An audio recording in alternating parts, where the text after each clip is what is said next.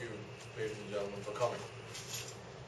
From time to time, periodically, we just like to update Bermuda on our thoughts of current events, particularly as it relates to the economy.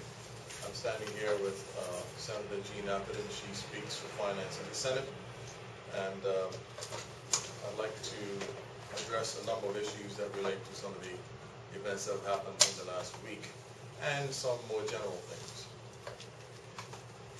Government officials will have Bermudians believe that all Bermuda's economic ills are a result of the global recession. The same recession that they failed to anticipate and they failed to adjust to. Now everything is laid at the feet of the Great Recession. The truth is far different. Last week's Auditor General's report on the TCD building highlights a graphic and, quite frankly, outrageous example of how government's own actions have contributed to the current poor economic performance and conditions in Bermuda. Now, Bermudians have sometimes failed to connect the dots between government cronyism and waste and their own personal pocketbooks. Many Bermudians considered their own personal finances separate from those of the government, and that public stewardship had nothing to do with them. Government's piggy bank and theirs were totally unrelated. However, the payroll tax increase earlier this year exploded that myth. More people now realize that government's piggy bank is theirs. The swelling of the public debt is another indicator lumbering Bermudians and their children with a greater burden to repay in the future. The conduct of government with overrun projects like Barclay, like Dockyard, like TCD, has a direct bearing on whether government has to raise taxes or borrow more money or pay more interest.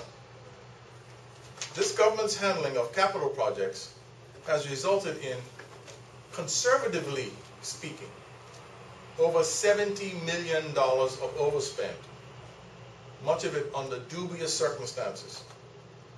Now that's over 2/3 the value of this year's tax increase. That's why it is critical that the government live within its means, freeze the size of the civil service, allowing it to reduce by attrition, cut consultants and excessive spending, and for capital projects to strictly abide by already existing procurement rules that are there to ensure fairness, transparency, and value for money, so that tens of millions do not disappear, millions that eventually taxpayers have to pay. So Bermudians must connect the dots. Now, my conversations with many Bermudians, in my conversations, I've been told that they're very concerned about the rise of the national debt, which surely at this point in time must exceed $1 billion. The only person not worried about it appears to be the Minister of Finance. The minister says that compared to other countries, our debt service to GDP is still quite low. Now, to refute this argument, let me illustrate by using an example, or perhaps you might call it a metaphor. Now, take a B-52 bomber. It's a large plane, and it's designed to fly into high-risk situations. It has 8 engines. So if 1 or 2 or even 3 fail, that plane can still fly. But if you're flying a single-engine small Cessna, you have to avoid risky situations. Because if your one engine fails, you're going down. So it is with the Bermuda economy. Large, diversified economies can afford greater risk, the greater risk of high debt, because if one or two or three of their economic drivers fail, their economies will still stay aloft. But in single-engine Bermuda, we have to avoid the risks that larger countries can take, because our one engine, if our one engine stalls, we are going down. That single engine is international business. But the government still acts like it doesn't realize it. If you had a single engine Cessna, wouldn't you make sure that that one engine was working as well as possible? Wouldn't you make sure that the fuel was pure as it could be? That the oil was clean? That the spark plugs were perfect? Of course you would. But this government continues to treat international business like a pariah instead of a partner.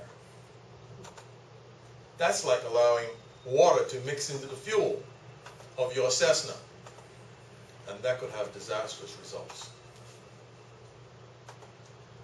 That's the effect of government's term limit policy. It's a policy that affects directly our sole economic engine. And it's like getting water into the fuel of that engine. Also, one of the reasons international business became so successful here is because there was a working partnership with the government. A partnership that these companies couldn't get in most other jurisdictions of the world. And there was always consultation between international business and government. February's tax increase completely blindsided international business and has further weakened the relationship between international business and government. We can't afford to do that with our sole economic driver. Government's policy just defies common sense. No wonder we're witnessing moving of headquarters of these companies to other lands, outsourcing of back office functions abroad. These moves reduce the potential for jobs for Bermudians. And speaking of jobs, we are witnessing our highest unemployment rate since World War II. We're not set up. You don't have a government apparatus that's set up to measure unemployment correctly. But whatever figure you've heard, it's been understated, in my opinion. In the U.S., they measure out-of-work people looking for jobs as a percentage of the total workforce.